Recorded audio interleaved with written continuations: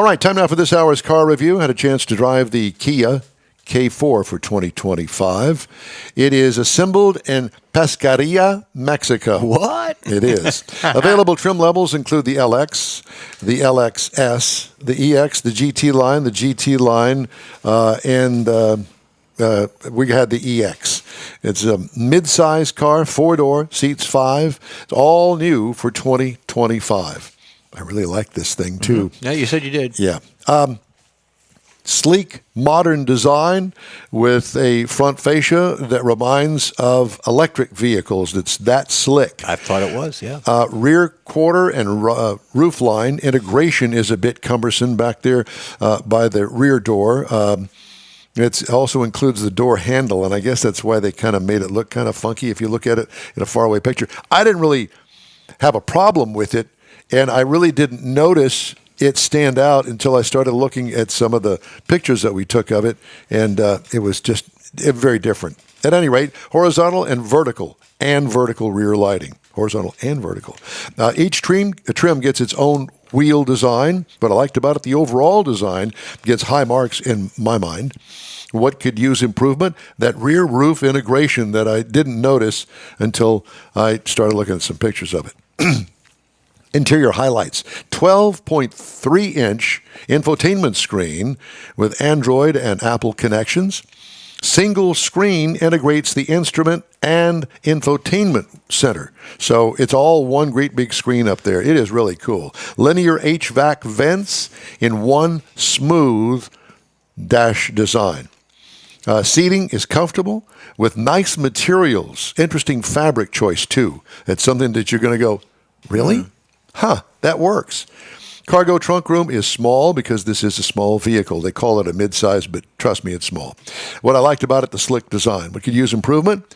The seat covering design could be a little bit more attractive through some piping or some little zing to it. Yeah, little ching, little bling. Mm-hmm. Engine is a 2.0-liter four-cylinder engine, 147 horsepower, 132 pound-feet of torque. You think, oh, that's not enough power for me. Yeah, it is. It's got a CVT transmission. Here's the fun part: 29 miles per gallon in the city, 39 on the highway. For a combined of 33, I got 35 miles per gallon with this thing, over 295.2 miles. What I liked about it, the mileage, obviously. What could use improvement? Not a thing. Mileage and power is a good combo for this car. And I'll tell you what's even better: the price. Ride and handling, nice, with an independent rear suspension. What could use improvement? I just wrote down here, leave it alone. Don't touch it. It's perfect. Don't touch it. Okay. Base trim price on my vehicle, which I told you was an EX, is $23,990. Price is tested $25,320. Base model price, drum roll, $21,990. $21,990. That counts against my score. That does count against your score. Yeah, it does. Anyway, competitors, well, can't beat the price, man. Honda Civic starts at $24,250. The Toyota Corolla goes for $22,175 if you can find one with a base model. Hyundai Elantra is $22,025. I really did like this car. Kia and Hyundai are winning me over in several fronts, and this is one of them. This is a non-turbocharged four-cylinder engine that gets that kind of mileage. I'm all in. I mean, you know, even if it's not a first car for you, if it's a second car or a driver back and forth to work, how do you beat that? Yeah. Yeah, And you don't have to worry about plugging it in somewhere. Exactly. So, and we're going to get into the plug-in vehicles and the electrics here in a little while during the show. But I tell you what, EV sales are going down.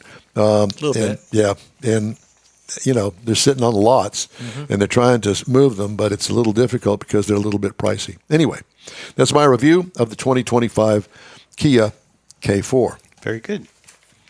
I don't know. So is this something maybe for you as a second car later on? Because I know you want to keep the Vet, but you don't want to keep the Vet. You want to work on the Vet. You want to keep the Vet. You're a little indecisive on that, so would this be I something really that you can't. would go to? Possibly, Okay. especially if I had to commute, because it's an easy commute car. It rides great. It gets good gas mileage. It's good quiet. Yeah, going back and forth to work.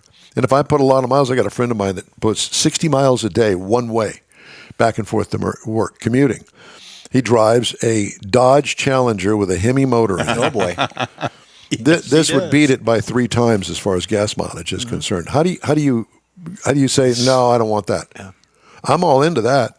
Well, that's the thing. It took me a long time to teach my son that you can have your toys, but you got to have something to get to work to pay for them toys. So, like Jeff was talking about, you want the Corvette, but you need a commuter car to save the wear and tear on the Corvette and drive it because it's special. Well, we have some friends of ours that have growing children that won't be too long.